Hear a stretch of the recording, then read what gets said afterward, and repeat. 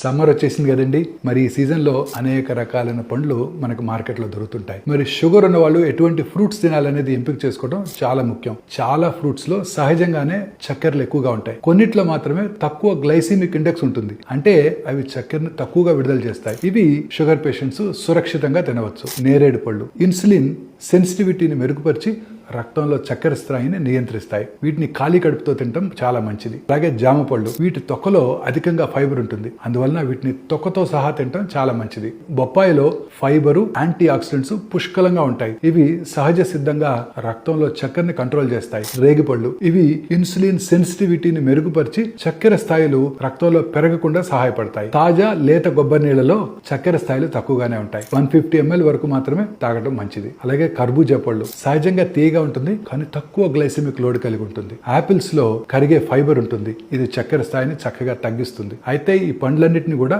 మితంగా తినటం మంచిది. ముఖ్యంగా ఈ పండ్లను ఆరోగ్యకరమైన ప్రోటీన్స్ మరియు ఫ్యాట్స్ తో జత చేసి తినటం చాలా మంచిది. నట్స్, సీడ్స్, పెరుగు వంటివి వీటికి జత చేయడం వల్ల చక్కెర స్థాయి స్థిరంగా ఉంటుంది. కానీ మోస్ట్ ఇంపార్టెంట్ థింగ్ ఏంటంటే పండ్ల రసాలు తాగటం మాత్రం మానేయాలి.